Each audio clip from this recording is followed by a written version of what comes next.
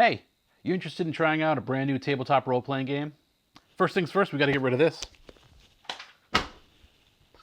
Let's bring in something new. Oh yeah, this is gonna do perfectly. I'm gonna go through 10 reasons why Dungeon Crawl Classics is the greatest role-playing game ever made. Before we get to that, I need you guys to do me a huge favor. Go ahead, like this video, and give the Basic Liches a subscribe. The more likes and subs that we get, the more content we can create for you guys. In Dungeon Crawl Classics, we do something a little bit different. We actually play through our backstories. We are going to have 3 to 4 level 0 nobodies that get tossed into this meat grinder of an adventure called The Funnel. The funnel is designed to purposely kill off most of the characters in this process. Anyone that survives the funnel is going to gain enough XP to advance to level 1. Here you're going to get your classes and all of your features and abilities. Now we have a group of townsfolks and peasants that have become wizened wizards and hardy fighters and warriors. Each character, they have real bonds because they've gone through something together. So we're going to figure out our backstory while we're playing. We're going to say goodbye to Session 0 and say hello to the funnel. What if I was to tell you that in Dungeon Crawl Classics, the warrior is actually the best class in the game? Thanks to the Mighty Deeds of Arms ability, every single warrior is going to get bonus to their damage, to hit, and more just by describing cool ways to maim and murder monsters. As long as the warrior is describing something narrative and theatric while they're attacking, as long as they say something besides, I walk up to that monster and hit it with my sword. Let's say I kick dirt in its eye, or I slice at its hand to knock its weapon out. If it does something like that, then they're allowed to roll a d3 with their d20 attack roll. You roll the d3 with your d20, and you're trying to roll a 3 or higher in order to complete your heroic mighty deed. If you don't get the 3, you still get the bonus to hit and the bonus to damage as long as the attack is successful. But if you do get that 3, then the mighty deed happens. So if you're trying to blind the Cyclops, maybe the judge describes that you slash above its forehead and blood drips down into its single eyeball, blinding it for a round. And this is just how it works at lower levels. Once you get high enough, you can actually just start plucking monsters' eyeballs right out of their faces, lopping off limbs, chopping off heads. Being a warrior is amazing. So good in Dungeon Crawl Classics. Something that brings combat to a screeching halt is having to remember to add or subtract modifiers, and then on top of that, having a bunch of unique conditions that the Dungeon Master and players have to remember. Modifiers are replaced using something called the dice chain. So a standard roll is going to be a d20.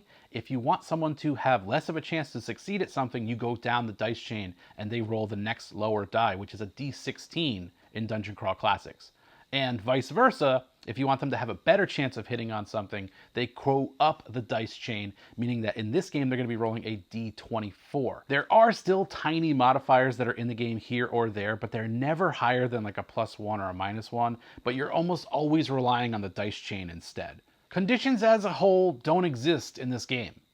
Instead, combat is supposed to be loose, fast, and furious, and all of the theatrics are handled by the Dungeon Master, which is known as a judge. If a special condition does come up in combat, a judge is given complete freedom to adjudicate how it's going down and how it's going to work at their table. The free-form nature of how conditions work in combat, it helps build trust and rapport between the players and the judge, and it helps combat be silky smooth and lightning fast, and it never bogs down. The game relies on tons of random charts. You get random charts for critical hits, you got random charts for spell results. On top of that, a judge is encouraged to roll all of the monsters' combat rolls out in front of their judge's screen. All of these things lead to emergent narrative gameplay at the table. In short, a judge kind of sets up a scenario or a situation, but they really have no idea how it's going to unfold, nor do they want to. They're going to let the dice and the players sort of dictate where the story goes. This means that the players themselves, their characters, their actions are driving the narrative, driving the plot, and the judge is just there to facilitate the madness. Emergent gameplay at the table is fantastic for the judge and the players. As a judge, it's wonderful because you're constantly surprised by what's going to happen each and every session. You sort of set up the scenario and your players knock it down and you have no idea how they're going to accomplish that. And that's amazing. And it's going to drastically improve your skills as a game master slash dungeon master. you're going to get way better at improv and sort of going with the flow at the table. So how the heck can art be on this list? Well, just look at it. Let your eyeballs drink it in.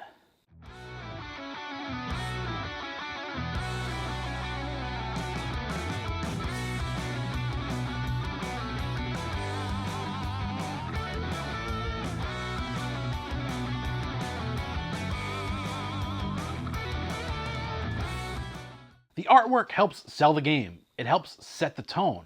It helps inspire both players and judges. One of my favorite things that I've ever read someone say in the DCC community was that they were going to buy a second core rulebook just so that they could mark up every piece of artwork in the game. They were going to come up with backstories, names, quests, plot hooks, adventures for every single illustration in the game. Look at this dragon that's shooting laser beams out of his hands. Who is he? Who is this charming skeleton that just wants to have a conversation with this peasant? I want to give a shout out to Doug Kovac, Stefan Pogue, Bradley McDivitt, Peter Mullen, and every other artist that helps make Dungeon Crawl Classics look so damn good. What if I were to tell you that in Dungeon Crawl Classics, every single spell has a spell result table that could actually have 20 successful spell results, all of them kind of different? What if I told you that when you go to cast a spell for the first time, the spell itself has charts to roll on that describes how it's going to manifest? What if I told you that every time you learn a new spell, there's a chance you don't learn it correctly, and it has a mercurial side effect when you cast it? For example, maybe every time you cast Magic Missile, a random person has to die. What if I told you that rolling a 1 while casting a spell results in a misfire that could permanently alter your wizard or one of your friends that's nearby? Your wizard might end up evolving to look like the world's most bizarre Pokemon evolution. Maybe something like this. Magic in Dungeon Crawl Classics is insanely powerful. You can change the entire course of the world with a single spell result if you roll high enough. As powerful as it is, there are tons of negative checks and balances built into the system that you have to be okay with too. This is my favorite Magic system, and it has frankly ruined casting spells in every other fantasy role-playing game. Dungeon Crawl Classics doesn't mess around when it comes to delivering the goods for your players. It doesn't require you to be level 12 before you're able to go to the Astral Sea, or 20th level before you can parlay with gods. Getting transported to other dimensions, confronting gods, going to the pits of hell itself, all of this is encouraged to happen as soon as you start playing from the very first session. Even at level 0, this stuff is possible. Whether you're running one of Goodman Games' published adventures or your own homebrew campaign, the game never tells you to wait till level X to get to the interesting content. It simply doesn't. It does the exact opposite of that. You don't need to be running goblins at level 1 and mind flayers at level 5. Instead, flip that around. Mind flayers at level 1, goblins at level 5. Figure out how that works. This is one of DCC's mantras. Quest for it. Does a player want to improve their strength score? Quest for it. Does the wizard want to learn Fireball? Quest for it. Quest for it means asking your players what they want and figuring out how to have them earn it through gameplay. Our thief player wants to coat their daggers in some deadly poisons, so we have them quest for it. They head to the local thieves guild and they talk to a contact there. They tell them that there is a creature that they need to hunt down in a nearby swamp. This thing is albino. It is a salamander with 8 creepy legs and has a giant rat's head. And this thing has the venom sac that they're looking for. Or instead of doing that, you can seed rumors to pre-written adventures. So in our example, the contact at the Thieves Guild would actually say, oh, you need to seek out the Emerald Enchanter. They live in the next town over. Quest for it is amazing. It means that it's super easy to run campaigns in Dungeon Crawl Classics because the player's wants and desires are what's driving the plot and the action forward. In tabletop role-playing games, you're typically fighting goblins, you're fighting skeletons, you're fighting gnolls. As rewards, you're going to get bags of holding and +1 swords. All of this stuff, it's fine. It's perfectly fine. It's also not how Joseph Goodman wants you to play Dungeon Crawl Classics. Not at all. He wants every monster you come across to be weird and unique. Every magic item needs to be unique. If you need to have something generic, Joseph Goodman encourages you to not have multiple copies of them. So instead of having bands of orcs, you have one unique orc. This brutish conquering being from another world that has its own unique plot and reason for existing in the world. This makes it so that your players are constantly on edge. They're always coming to the table with a sense of wonder and awe because they truly don't know what awaits them each and every adventure. And that's a special feeling. It goes a long way to making players happy to have a spot at your table. Magic items and magic weapons are handled in the same exact way. +1 weapons, they simply don't exist. The core rulebook has an entire section devoted to creating magical items, giving them weird abilities, giving them personalities, giving them curses. Creating unique monsters and magic items in Dungeon Crawl Classics has fundamentally changed the way that I run every other fantasy tabletop role-playing game. Dungeon Crawl Classics has luck as one of your core abilities. I love this. I think every game should have luck as one of your core ability scores. It's used in a bunch of different ways in Dungeon Crawl Classics. As a judge, you want to use it as a crutch to determine things randomly. Don't know who the monster attacks first? Ask the players which of their characters has the lowest luck. Are the PCs in a small town and they're looking for a fortune teller that you didn't really plan for? Have them make a luck check.